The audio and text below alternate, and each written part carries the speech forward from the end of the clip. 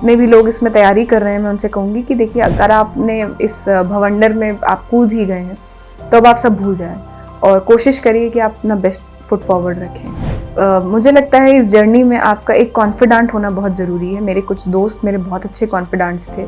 अपनी जितनी भी प्रॉब्लम्स हैं अपने तक सीमित मत रखिए, शेयर कीजिए, डिस्कस कीजिए, एक ग्रुप ऑफ फ्रेंड्स में रहिए। कुछ कोचिंग वाले इसको जान से भी ज़्यादा इम्पॉर्टेंट बड़ा सपना दिखा रहे हैं, हमें इसे वैसे नहीं लेना है। आप अपने ऊपर फोकस कीजिए।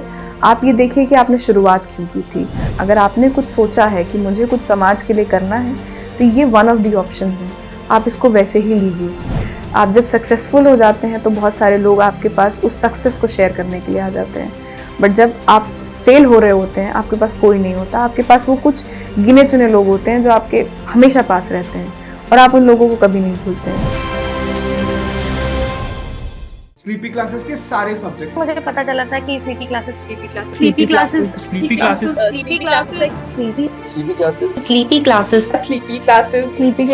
स्लीपी के साथ इंटरेक्शन हुआ। Sleepy classes I completely relied on your channel. Sleepy की वीडियोस भी देखी है। Sleepy classes is one of those मतलब इंस्टीट्यूशन जहाँ पे सभी टीचर अच्छे हैं। हेलो, मेरा नाम है मेधा आनंद और इस बार मेरी 13 रैंक आई है सिविल सर्विसेज एग्जामिनेशन में। मेरी जर्नी एक बहुत लंबी जर्नी है जो 5 attempt over I think 6 to 7 years after my graduation ये रही है। तो मुझे लगता है कि मेरे पास कुछ वर्ड्स ऑफ विजडम है जो मैं आपके साथ शेयर कर सकती हूँ, जो मे बी आपकी जर्नी को थोड़ा आसान बना सकें। मैं कहना चाहूँगी कि पहले अटेम्प्ट में मेरा प्री नहीं निकला और मुझे उम्मीद थी कि मैं ठीक कर जाऊंगी क्योंकि मैंने तैयारी की थी वगैरह वगैरह, बट ऐसा नहीं हुआ। और उस वक्त काफ़ी इस बात का हवा भी हुआ करता था कि प्रीलिम्स तो निकलता ही नहीं है, बहुत डर बना के रखते थे। उस वक्त ऐसा लगा कि क्या गलत तो नहीं कर दिया है, इस फेज़ में आना ही नहीं चाहिए था। मैं सिविल इंजीनियरिंग की टॉपर रही हूँ अपने कॉलेज की, तो एक ये भी डाउट आता है कि क्या मुझे इंजीनियरिंग सर्विसेज करते हुए चुपचाप निकल जाना चाहिए था, कुछ ज़्यादा तो नहीं कर दिया है। पर देखिए, ये आई थिंक इंसान की नेचर है, वो हमेशा अपने आप को डाउट में रखता ही है, या उसको लगता है कि the grass is always greener on the other side. ये रहेगा, आपको इससे डेली बेसिस पे मैं कहूँगी डील करना पड़ेगा। एग्जाम के जस्ट बाद जब आपको पता चल जाता है कि आपका प्री नहीं निकलेगा, उसके कुछ दिन तक सुबह उठना बहुत मुश्किल काम रहता है। आप सुबह उठेंगे, आपको सबसे पहला थॉट यही आएगा, अरे इस बार नहीं हुआ, अरे पेरेंट्स क्या कहेंगे, अरे इतने लोग पीछे थे वो क्या कहेंगे। अच्छी बात यह रही कि सेकेंड अटेम्प्ट में मेरी रैंक आई और मुझे रेलवे ट्रैफिक सर्विस मिल गया। उस साल चीज़ें ठीक रही, कोविड का साल था, तो जब रिजल्ट आया मेरे आसपास कोई नहीं था। मेरी मदर नौकरी पे गई हुई थी, मेरे फादर भी नौकरी पे गए हुए थे, तो वो सक्सेस मैंने शाम तक अकेले ही इंजॉय की, काफ़ी सारे फ़ोन कॉल्स अटेंड किए। बट एक पॉइंट के बाद मुझे लगा कि काश थोड़ा और बेहतर हो जाता, काश ये जर्नी ख़त्म हो जाती और मैं फ्री हो जाती। नेक्स्ट अटेम्प्ट मैंने फिर इसी थॉट प्रोसेस के साथ दिया कि मैं बहुत अच्छा कर लूँगी। मैं इंटरव्यू स्टेज तक पहुँची, लेकिन उसके बाद मुझे याद है कि मुझे लग रहा था कि इस बार मैं बेहतर करके आई हूँ, मुझे ज़्यादा अंडरस्टैंडिंग है इस सब्जेक्ट की, एग्ज़ाम की, और मेरे अगर हर उसमें इतने मार्क्स बढ़ जाएंगे तो मैं आराम से एक अच्छी रैंक पा जाऊँगी। बट वो एकदम से सपना टूटा जब रिज़ल्ट आया। तो मुझे याद है कि वो रिज़ल्ट नॉट फाउंड हो गया और नो नेम्स फाउंड मैच्ड वाला जो आता है वो आ गया। बाद में मुझे पता चला कि मैंने जो लिस्ट थी वो 1 मार्क से मिस कर दी थी, जो कट ऑफ था उससे जस्ट 1 नंबर मेरा कम था और मैं रिजर्व लिस्ट में आ गई थी। बट क्योंकि मैं ऑलरेडी रेलवे ट्रैफिक सर्विस में थी, उसका कोई मतलब नहीं था। अगर वो मैं 1 मार्क क्रॉस भी कर जाती तो कुछ होता नहीं। अगले साल मैं उसे कहूँगी कि लाइफ ने बहुत ही अम्यूजिंग सिचुएशन दी जहाँ प्रीलिम्स ही नहीं निकला, और मुझे लगता है उसका कुछ रीज़न ये था कि जो ये प्रीलिम्स था ये जस्ट पिछले रिजल्ट के बाद ही हुआ था, और उस ट्रॉमा से मैं बाहर ही नहीं आ पाई थी, क्योंकि मैंने मन में सोच लिया था कि अब तो ये लास्ट है, इसके आगे कुछ करने की ज़रूरत नहीं है।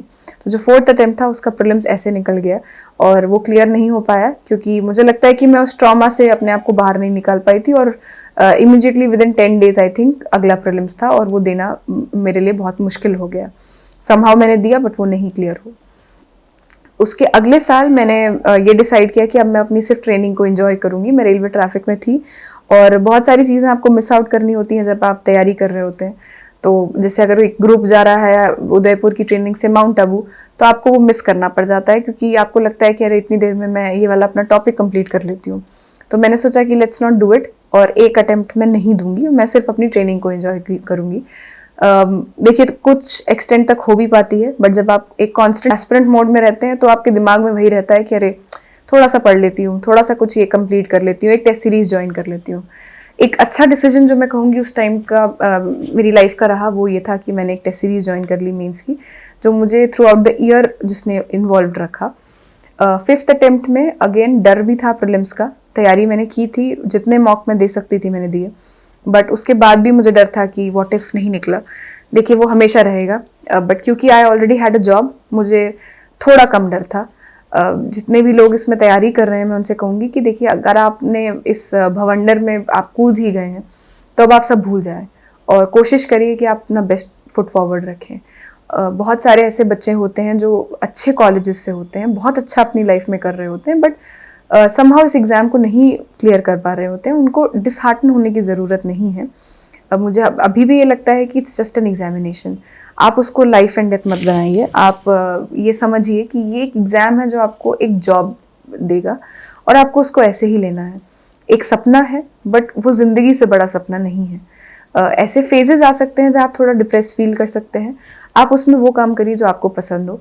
मुझे आराम करना बहुत पसंद था, तो जब मुझे लगता था मुझसे कुछ नहीं हो रहा है, मैं सब बंद करके और या तो बस सिर्फ सो ही जाती थी। ये मैं आपको बता सकती हूँ कि मैं एट अ स्ट्रेच बहुत ज़्यादा सो सकती हूँ, लाइक 18 आवर्स और सो। मैं बस बीच में 1-2 बार आँख खोलूँगी and again go back to sleep. तो मुझे लगता है कि वो मेरा गो टू थिंग था, apart from of course food. तो आप अपने ये गो टू चीज़ें ढूंढ लीजिए। रिक्यूपरेट होने में मुझे लगता है कि हर किसी का अलग समय लगता है, कुछ लोग ज़्यादा समय लेते हैं, कुछ लोग कम, और ये डिपेंड करता है कि आपको सेटबैक कितना बड़ा लगा है। अगर प्री नहीं निकला है तो सेटबैक से आने के लिए, वापस आने के लिए आपको अराउंड 15 डेज लग सकते हैं। जबकि अगर छोटे सेटबैक्स हैं कि इस मॉक टेस्ट में मार्क्स नहीं आए, वो नहीं हुआ, तो आप उसको ओवरनाइट उस सेटबैक को कोप कर सकते हैं। मुझे याद है कि ट्रेनिंग के दौरान मुझे वॉफल्स खाने का एक नया वो चढ़ा था। तो जब भी कुछ ऐसा होता था जो मुझे लगता था कि लाइफ बहुत स्ट्रेसफुल चल रही है, तो मेरे स्विगी के ऑर्डर पे वॉफल आ जाता था और मैं वॉफल खा लेती थी। और उस वक्त वो ऑफ कोर्स शुगर ओवरडोज होने की वजह से अगले दिन तक चीज़ें थोड़ी बेटर हो जाती थी। तो आप अपना एक ऐसा वो ढूंढ लीजिए जिसमें आपका गो टू प्लेस क्या है, और उसमें आप अपने आप को शांत कीजिए। 5th अटेम्प्ट में अभी भी प्रीलिम्स में मुझे लग रहा था कि मेरा नहीं क्लियर होगा, और मैं एकदम शटडाउन मोड में चली गई थी आफ्टर प्रीलिम्स। CBI अकेडमी में हम लोग की गाजियाबाद में ट्रेनिंग हो रही थी। जब रिजल्ट आया उसमें रोल नंबर मिल गया, और मैं खुद अचंभित रह गई कि ये कैसे हो गया। और एकदम से वो आप जब स्विच ऑफ कर देते हैं ना अपने माइंड को, उसको ऑन करने में थोड़ा समय लगता है। अच्छी बात थी कि ज़्यादा दिन वेस्ट नहीं हुए थे, आई थिंक 8 डेज निकले थे, बट मैंने उसके बाद फिर अपनी पेस पकड़ी। मैंने एक प्लान बनाया कि मैं कैसे करूँगी। मुझे लगता है इस जर्नी में आपका एक कॉन्फिडेंट होना बहुत ज़रूरी है। मेरे कुछ दोस्त मेरे बहुत अच्छे कॉन्फिडेंट्स थे, और साथ ही मैं अपने फादर का हमेशा इसमें मेंशन करती हूँ कि वो बहुत बहुत मेरे एक पिलर थे जो मेरे पीछे हमेशा खड़े रहे। मुझे याद है हमने घंटों बातें करी हैं, और किसी को बुरा भला कहा है जिसने मेरा पीस ऑफ माइंड बर्बाद किया है। जैसे बहुत बार आपको कोई रिलेटिव अगर आपको कुछ कॉल करके कुछ कह दें और आपका एकदम पीस ऑफ माइंड बिगड़ जाए, तो आप एक कॉन्फिडेंट को फ़ोन करिए और कहिए कि इन्होंने मुझे ऐसे बोला। देखिए अधिकतर वो मीन नहीं करते, बट जब आप अपनी लाइफ के ऐसे स्टेज में होते हैं ना, आप हर चीज़ को गलत तरीके से लेते हैं। किसी ने अगर कुछ नॉर्मली कैजुअली बात की, आप उसको अपने दिल पे ले लेते हैं कि इन्होंने मुझे ताना मार दिया। उस वक्त मैं अपने फादर को कॉल करती थी, हम लोग आधे घंटे फुल ऑन यही बात करते थे कि कितनी ख़राब बात है, नहीं करना चाहिए था। एक कॉन्फिडेंट ज़रूर ऐसा रखिए, ये आपकी पूरी प्रेपरेशन में आपको बहुत फ़ायदे में रखेंगे। आपके टेम्पर्स को डाउन रखेंगे, आपको शांत रखेंगे, आपको बेटर परफॉर्म करने में हेल्प करेंगे। अपनी जितनी भी प्रॉब्लम्स हैं अपने तक सीमित मत रखिए, शेयर कीजिए, डिस्कस कीजिए, एक ग्रुप ऑफ फ्रेंड्स में रहिए। वो फ्रेंड्स हमेशा आपके लिए आ जाने चाहिए। मेरे कुछ ऐसे फ्रेंड्स थे, मुझे चाहे डेंगू हुआ चाहे कुछ भी हुआ, वो हमेशा मेरे साथ रहते थे। वो नारियल पानी भी लाते थे, और एकदम डिप्रेशन से मुझे कि अरे ठीक है, इट्स ऑल राइट, हम कर लेंगे, आगे बढ़ते हैं, ऐसे भी ले जाते थे। 5 अटेम्प्ट की अगर मेरी सीख आप मुझसे कुछ लेना चाहेंगे तो एक तो ये है कि इट्स जस्ट अ जॉब, ये एक सपना है। इसमें मैं फिर से कहूँगी कुछ कोचिंग वाले इसको जान से भी ज़्यादा इम्पोर्टेंट बड़ा सपना दिखा रहे हैं। हमें इसे वैसे नहीं लेना है। आप अपने ऊपर फोकस कीजिए। आप ये देखिए कि आपने शुरुआत क्यों की थी। मुझसे कई लोग कहते हैं कि रेलवे में आने के बावजूद भी आपने कैसे इसमें आप बढ़ते चले गए। मुझे ये समझ थी कि जो मेरा ऑब्जेक्टिव था शुरुआत से वो महिला सशक्तिकरण था, और रेलवे में रहते हुए भी मैं वो काम कर सकती थी, बट मेरा जो वर्किंग पोर्टफोलियो था वो थोड़ा सा नैरो था। अगर मैं उसको सच में वाइड करना चाहती थी तो मेरे पास ये एक ऑप्शन था, बट यही एक ऑप्शन नहीं है। अगर आपने कुछ सोचा है कि मुझे कुछ समाज के लिए करना है तो ये वन ऑफ दी ऑप्शंस है, आप इसको वैसे ही लीजिए। और बहुत सारे मेरे अच्छे फ्रेंड्स हैं जो नहीं निकाल पाए, जिनमें मुझसे बहुत ज़्यादा अच्छी नॉलेज थी बट समहाउ वो नहीं निकाल पाए, तो वो आज भी हमारे देश के लिए बहुत अच्छे काम कर रहे हैं। और ट्रस्ट मी, इस तैयारी, अगर आपने सीरियसली इस तैयारी को किया है, ये एक आपको बहुत अच्छा इंसान बनाएगा। आप उस नॉलेज को यूज़ करके देश के लिए बहुत अच्छा कर सकते हैं। आप भले ही वो रास्ता ना चूज़ करें, जैसे हम सोशियो में पढ़ते भी हैं ना, डेविएंट्स होते हैं, वो पाथ नहीं यूज़ करते बट उनका गोल सेम रहता है। आप वो डेविएंट बन जाइए और दूसरे तरीके से अपने उसी लक्ष्य को अचीव करने की कोशिश कीजिए। बट इसको कभी भी आपको सिर पे नहीं चढ़ने देना है।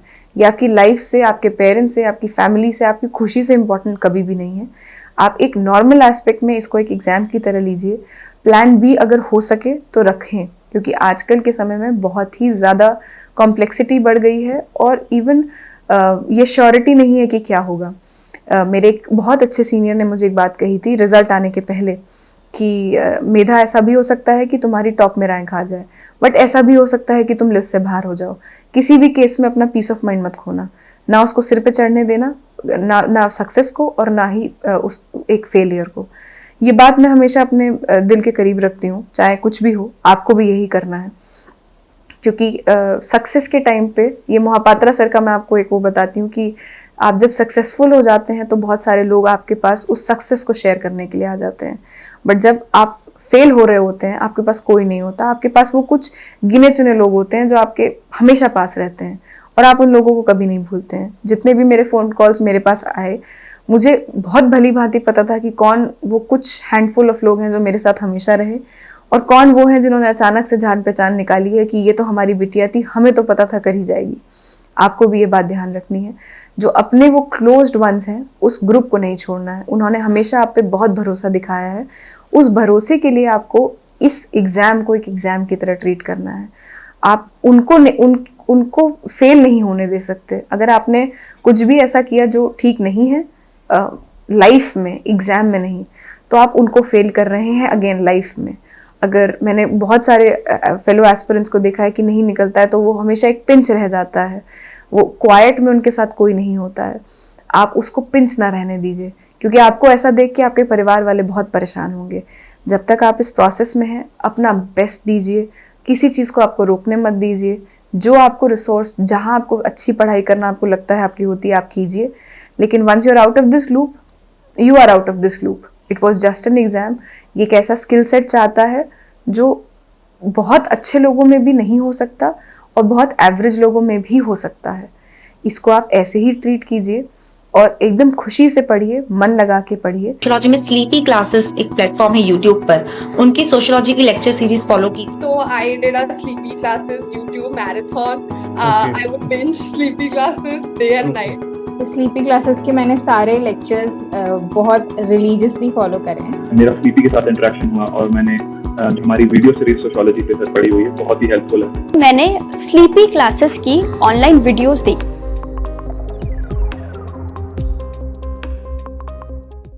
काफ़ी एस्पिरेंट्स को ये लगता है कि उनको दिल्ली जाने की बहुत ज़रूरत है। मैंने शुरुआत की कुछ अटेम्प्ट्स में दिल्ली में ही रह के प्रेपरेशन की थी, बट इसके साथ मैं आपको ये बताना चाहूँगी कि ज़रूरी नहीं है कि आप दिल्ली में ही प्रेपरेशन करें। आप अपनी जगह पर रहकर भी प्रेपरेशन कर सकते हैं, क्योंकि कुछ लोगों को घर ही सूट करता है and it is perfectly all right. I have friends जो घर पे ही बैठ के जिन्होंने प्रेपरेशन की है and they have done really well. आप अपनी ऑनलाइन कोचिंग ज्वाइन कर सकते हैं, ऑनलाइन अपनी टेस्ट सीरीज ज्वाइन कर सकते हैं, नहीं तो अपना मटेरियल मंगवा के उसको भी पढ़ सकते हैं। बहुत सारे वहाँ पे शॉप्स हैं जो आपको मटेरियल बाय पोस्ट भेज देंगे। आप बाय पोस्ट फिजिकल मटेरियल मंगवा सकते हैं या फिर उनका ऑनलाइन वर्जन भी पढ़ सकते हैं। आपको इसमें सोचने की ज़रूरत नहीं है मैं दिल्ली में नहीं हूँ तो क्या। देखिए, अगर आप दिल्ली में नहीं हैं तो अगेन आपको बहुत सारी चीज़ों का सोचना नहीं पड़ रहा है। खाना कहाँ से आएगा, वो पन्नी में खाना दे देते हैं, तो वो कैसे मैनेज होगा, गर्मी कैसे मैनेज करनी है, पोल्यूशन कैसे मैनेज करना है, कम्यूटेशन कैसे मैनेज करना है, रहेंगे कहाँ, पीजी के इतने पैसे हैं। तो आपके खुद से ही बहुत सारे प्रॉब्लम्स कम हो जाते हैं अगर आप अपने घर पे रह के पढ़ाई करते हैं, क्योंकि वहाँ सब चीज़ें सेट हैं। आपका एक रूम है, आप उसमें बैठ के पढ़ रहे हैं और अपना बेस्ट कर रहे हैं। एक पॉइंट आपको उसमें और इंश्योर करना है, वो है डिसिप्लिन। यूजुअली दिल्ली में क्योंकि पीयर प्रेशर बहुत रहता है तो लोग अपने आप ही पढ़ने लग जाते हैं। आपको वो डिसिप्लिन लाना है अकेले रह के। वो डिफ़िकल्ट है बट इम्पॉसिबल नहीं है अगेन। तो अगर आपका मोटिवेशन जो है इस एग्ज़ाम में आने के लिए वो है कि मुझे कुछ करना है, मुझे कुछ चेंज लाना है, वो सिर्फ कोई मटीरियलिस्टिक चीज़ नहीं है। देखिए, मटीरियलिस्टिक चीज़ को ब्रेक करना बहुत आसान है। अगर आपको थोड़ा भी उसमें प्रॉब्लम आएगी, आप एकदम से उस सपने को ही तोड़ देंगे। आपको लगता है कि मुझे वो गाड़ी चाहिए, मुझे वो घर चाहिए। ये सब चीज़ें बहुत ईजिली ब्रेकेबल हैं। आपको एक ऐसा सपना लेके शुरू करना है जो बहुत ही इंटेंजिबल हो, कि मैं किसी की ज़िंदगी में चेंज ला सकूं। और यकीन मानिए ऐसा होता है, मैंने रेलवे में ऐसा देखा है। आप बहुत छोटे छोटे काम करके किसी की लाइफ चेंज कर सकते हैं। कैंसर पेशेंट अगर एक ट्रेन में जा रहा है और आपने इंश्योर किया कि वो ट्रेन ऑन टाइम अपनी जगह पहुंची, इमीडिएट उस पेशेंट को एम्बुलेंस मिल गई, आपने अपना काम कर दिया है।